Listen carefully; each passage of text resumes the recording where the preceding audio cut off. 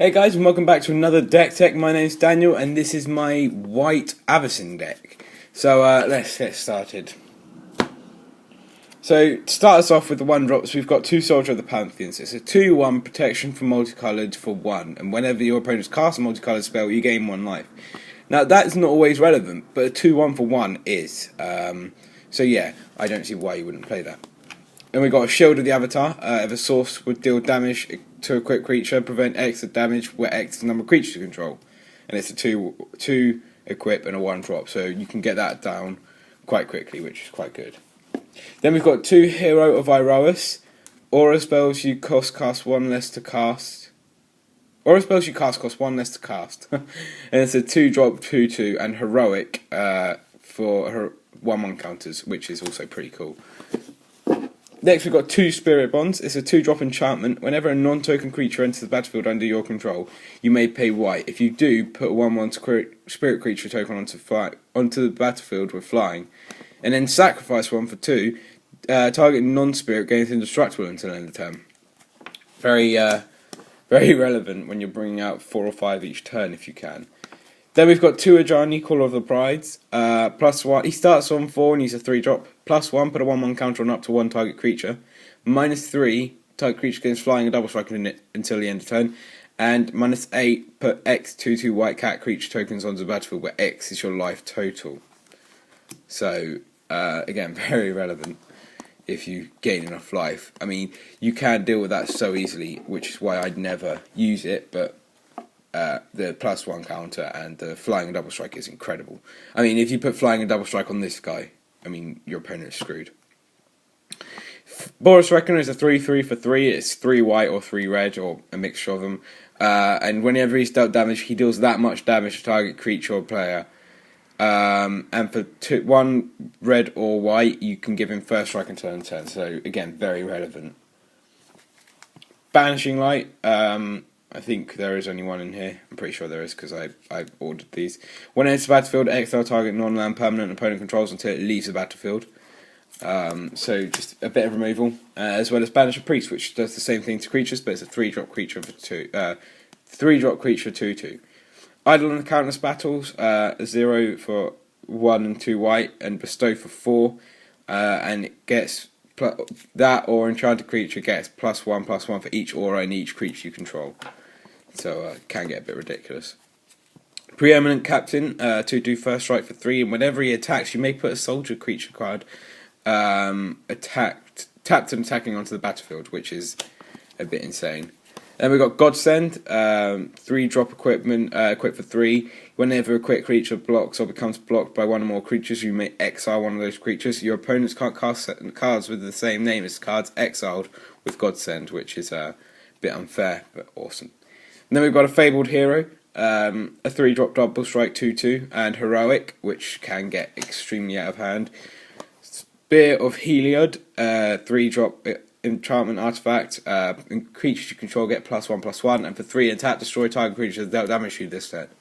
So if they got something big and you've got the mana open, you can nullify their attack and then destroy it, which is ridiculous. Then we've got a Gift of Immortality, enchant creature for 3, enchanted creature dies, returns to battlefield under its owner's control, return it to the battlefield attached to that creature at the beginning of the next end step, which is pretty ridiculous. If you have that on something like the Boros Reckoner, it just gets out of hand so quickly. Then we've got a Gideon, so he's a 4-drop, starts on 4, +1, put a loyalty counter on him for each creature target opponent controls. That counts if they have no creatures. You still put put 1 counter on him. Until end of turn, he becomes a indestructible human soldier creature with power and toughness equal to the number of loyalty counters on him. He's still a planeswalker. Prevent all damage will be dealt to him this turn. Okay, good.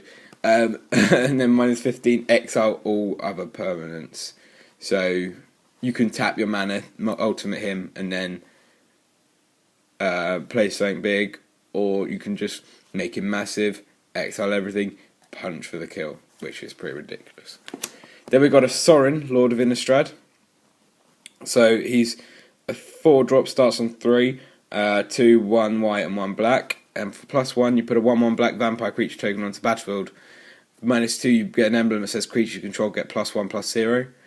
and that can stack multiple times. And then -6, destroy up to 3 target creatures and or other planeswalkers. Return each card put into a graveyard this way to the battlefield under your control. So again, it's a bit ridiculous. He's not obviously not legal, but I think he should be. That's just insane. Heliod, God of the Sun. So 5/6 for 4, indestructible unless your devotion is greater than 5. He isn't a creature. Other creatures you control have vigilance, which is ridiculous with Boros Reckoners again. And for 4, you can put a 2/1 white cleric enchantment creature token onto the battlefield. Not very good, but hey. Then we've got 3 Paragon of New Dawn, so it's the white Paragon, gives them +1/+1, white creatures. And for 1 white and tap, target creature you control, and target white creature you control gains vigilance until end of turn. Then we've got a Giant East Chosen. Whenever an enchantment enters the battlefield on your control, put a 2/2 white cat creature token onto the battlefield. If that's an enchantment, if the enchantment was an aura, you may attach it to a token. It's a 3/3 for 4, which is, with this effect, not too bad, so might as well have it if there's a couple of enchantments. I mean, there's, 2, 3, 4, 5, 6, 7, 8 so far, so that's good enough for 4-drop at least. And 100-handed one. So he's a 4-drop 3/5 with vigilance and monstrosity 3 for 6. And when he's monstrous, he can block up to 100 creatures each turn. Which, why? Why did they do that? Then we've got 2 Avacyns. So it's a flying vigilance 5/4 for 5, including 3 white devotion, which can get ridiculous with stuff like Heliod. And then for 2, prevent all damage will be dealt to another target creature this turn by sources of the colour of your choice. And then for 7, prevent all damage will be dealt to target player this turn by sources of the colour of your choice. So only artifacts can get through to you, which is ridiculous. Then we've got 2 Spectral Wards. 5-drop enchantment. Enchant creature gets +2/+2 and protection from all colours. Yeah, if you have 5 mana, again, if you put down something like a Boros Reckoner, they're screwed.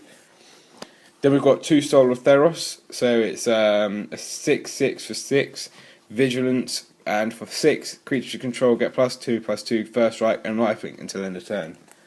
Why?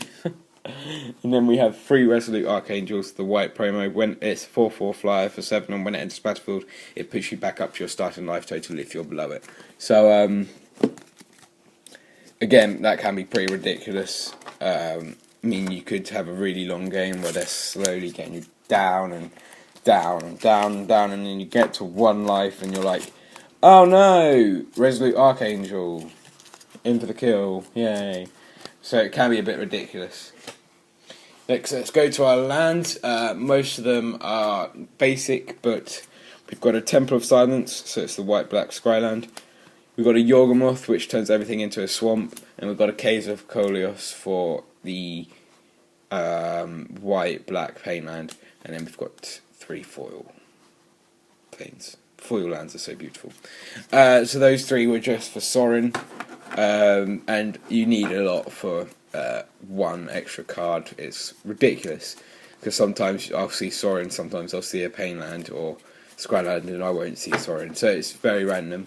These are the 1/1 spirits that you get from Spirit Bonds. I've got hundreds of them. They're just so common, but they're pretty cool. And when you can get, like, when you have this many on the battlefield, your opponent's just sitting there like, oh shit. So thanks for watching, guys. I hope to see you again soon, and I hope you enjoyed the episode. Leave a like and subscribe if you enjoyed. And I'll see you in the next one. Bye, guys.